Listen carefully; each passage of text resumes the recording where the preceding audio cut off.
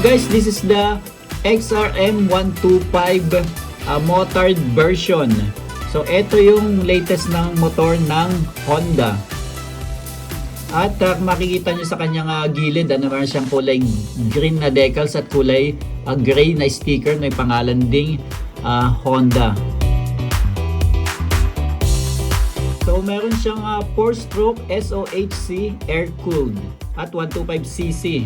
So maganda nito guys, electric na rin siya, no? Tsaka mayroon siyang kickstarter at 4 yung kanyang gear. So makikita nyo guys, yung kanyang engine is ang daming cooling pins, kulay itim din yung kanyang engine.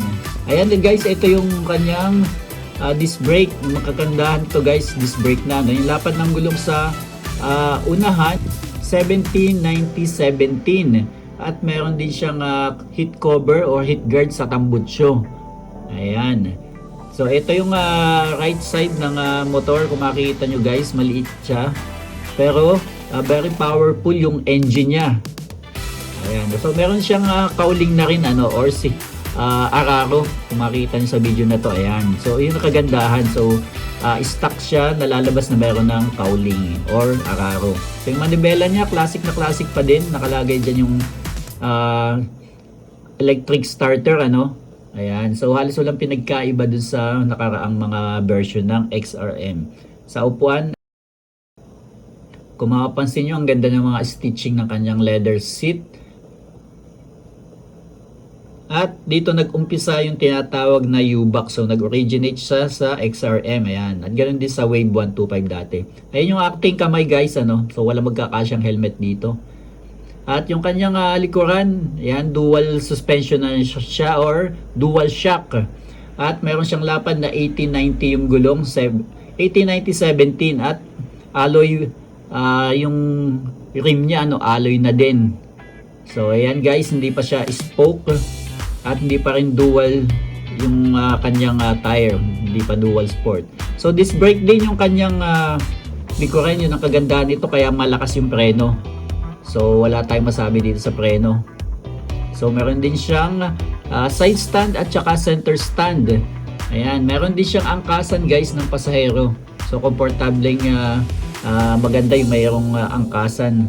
So yung salamin niya guys, eto. So ganun din sa mga nakaraan, very basic lang yung kanyang side mirror. So yung kanyang headlight guys is CRF inspired, parang yung mga Big Brother niya. At yung kanyang mga ilaw is hindi pa integrated sa loob ng headlight. At mga bulb type pa din yung kanyang mga ilaw. So eto, buhayin natin yung susi niya. Ayan. So mapapansin nyo, fully digital na rin siya. At makikita nyo sa ilalim yung kanyang mga indicator gaya ng high beam, signal, at saka check engine, saka yung neutral. So kung hindi makita mo yung cambio, kung nasaan na yung gear mo, kundi neutral lang. So yung kanyang guys, mapapansin nyo mga bulb type pa din yung kanyang signal sa likod. Ganun din yung brake light. Ayan, kung makikita nyo, or peanut type pa. So ang height ko nga pala guys is 5'5 lang. Ito yung ating itsura kapag tayo nakaupo na. Medyo tipto ng konti pero hindi napansin. Ayan,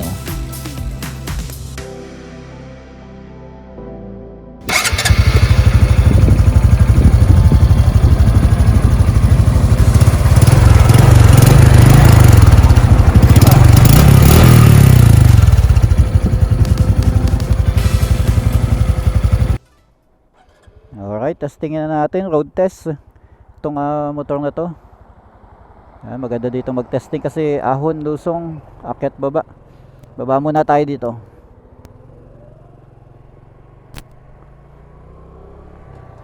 Para tayong naka CRF Mini. So maganda yung kanyang suspension guys. Close tayo ng visor. So ang tagal ko na bago nakagamit uli ng ganitong motor. Wow, grabe, ang ganda ng view. Ayun, may dagat doon, bundok.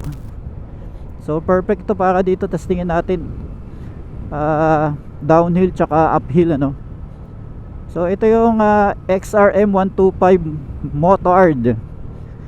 Napansin ko sa kanya mahaba yung handlebar niya. So medyo talagang yung siko natin nakataas, Yan. Grabe.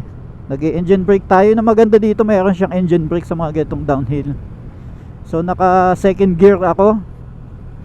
Ayan, 40 yung ating downhill. So alalay lang kasi hindi pa rin naman ito talaga nabibrake. Hindi pa ito na-change oil. Kung nakikita nyo guys, ayan, 118 pa lang yung natatakbo natin. So dagdag tayo ng cambio. Smooth yung gear shift nya. Yung changing ng gear, ano, smooth na smooth. So maganda dito guys, ang haba nung kanyang suspension.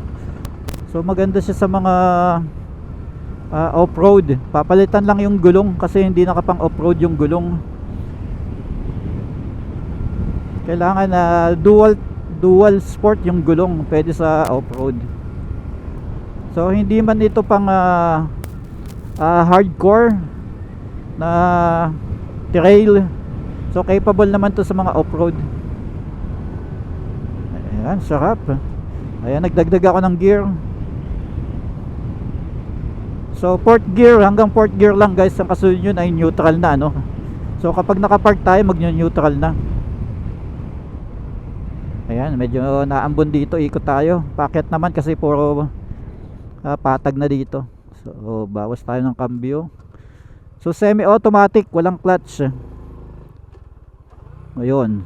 So Primera, medyo napasubsub tayo kasi hindi tayo nag-rev matching. So ito, fourth gear. Meron siyang ano guys, may hatak yung makina niya, maganda, malakas. At ang maganda nito, 66.6 km per liter ang kaya nitong takbuhin. So based yun sa test na ginawa ng Honda Philippines, ano, 66.6. So yung fuel tank capacity is 3.9 liters. So bawas tayo. May aso. So, kita nyo, umabot yung ano, yung nakagandahan ng disc brake. Naagapan natin yung aso. Di ko alam kung anong mangyayari sa atin. Medyo mabagal lang naman yung takbo natin. Pero kahit na expected, unexpected. So purpose ng dual disc brake, ano, front tsaka yung likod nya disc brake. Nakita nyo naman, kapit na kapit yung gulong natin. So hindi natin nabusinahan na rin kasi walang magagawa, lalong magpapanik yung aso. Bawas kasi paakyat tayo, bawas ng cambio. So yung aso nagpanik, ano, binusinahan siguro ng mga sasakyan. Tumawid agad. Buti na lang malakas yung preno. At syempre alerto tayo. Nakapag-training tayo ng mga ganyang biglaang brake. Malako, may dilim dun. Buti niya tayo ng ulan.